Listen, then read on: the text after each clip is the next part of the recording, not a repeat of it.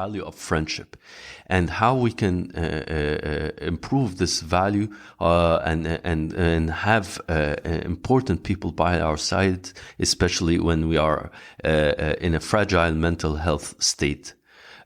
It's so important also to understand that mental health people tend to have one or two people that are positive, that do not give out negative energy, and really will help others to overcome their issues. The idea was, was generated or was inspired by a book I was reading, Don't Panic, and it talks a lot about mental health issues, panic disorders, depression, anxiety. And one of the main things that the writer pointed out is that you have to have at least 3 or 4 people that are close to you that can help you whenever you need to. And this is the value of friendship. I'm not just talking about your parents or your siblings. I'm talking about your BFF, your very, very close friends. It's also really important, and this is something from my side. I would always say this, that you should always be away from those who tend to give negative energies and negative vibes to you, because you really don't need it, and it's not gonna do you any good. These people unfortunately tend to be complainers, as I would put it. They tend to always complain and find everything that is good bad. They always see the half the glass empty, and so it is important to understand that the value of friendship is vital. Why is it vital? Well, there are several things I want to share with you, and these are my tips to you, coming from someone that is naturally an introvert, but as you can see, I'm always live, and I'm always having conversations with you on Instagram and on my live podcast. So naturally, people like me, are introverts, tend to choose their friends very, very carefully, because it's very difficult for us as introverts to make good and lasting friendship. So it's important for you to have at least 1 or 2 people that are very close to your heart, that whenever you are in need of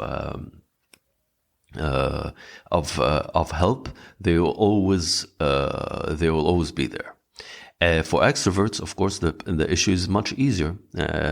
Again, you make a lot of people, you know a lot of people, you're very sociable, but also, again, definitely need to choose 1 or 2 people that are close to you, so that whenever you are in a mental health status, or you are having a panic attack or some anxiety, you can always depend on them, that they will always be there for you. This is very important. But I'm not just talking about the value of friendship and people who are close by to you. This is not just the issue here, guys. The issue is also when you're making new acquaintances and new friendships. I've made a lot of new friendships during the past 2 years. People I never knew, people who I rarely would have called, have become, I wouldn't say close friends, but have become friends. I mean, I could call them at any time. They would help me.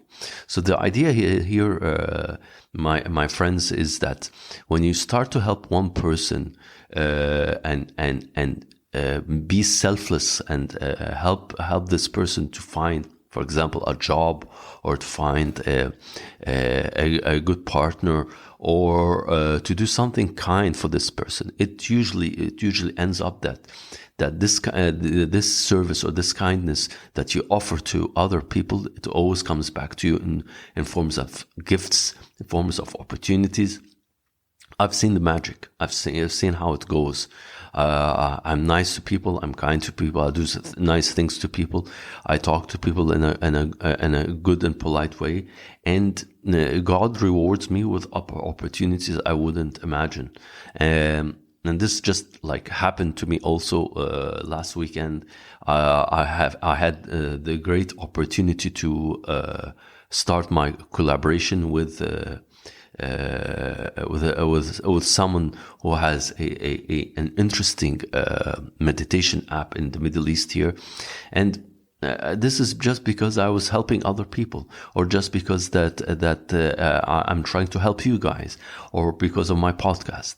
It's really important that we always help people, because this is how friendships start. They start unknown, and then they move to becoming very close people. So my tips for today's episode is always be kind and be generous to others. When you're generous and kind to others, it will always be a positive thing. And an acquaintance, when you start with an acquaintance, it could start after a while becoming a friendship. And when it becomes a friendship, and I'm just saying friendship as in you can call the person when you need something, but it can become even more a close friendship. In addition, my second tip would be those who have close friends always have 2 or 3 people with you, always have their number on speed dial.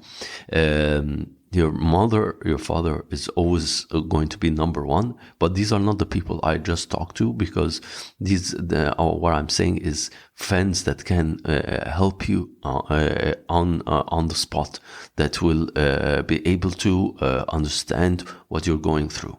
So this is my second tip. My third tip, and this is my final third tip, is that always keep the negative people away from you.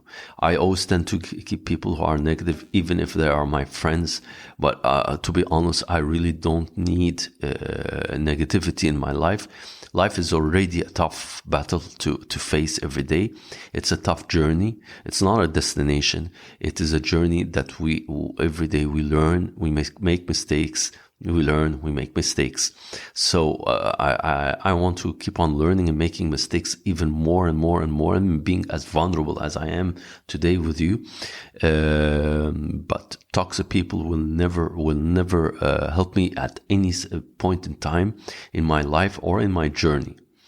So here, these are the three main tips. Thank you for listening, and I'm glad that I was able to share with you some nuggets of wisdoms I have. If you need anything, please write a comment below, or subscribe on my Instagram page, and you can listen to my to the Wellness with Mo podcast on Spotify or Apple Podcast, or any of the platform podcasts. Or if you're in the Middle East, you can also listen on Anghami podcast. You'll find my podcast there. It's called Wellness with Mo. Thank you for listening this week.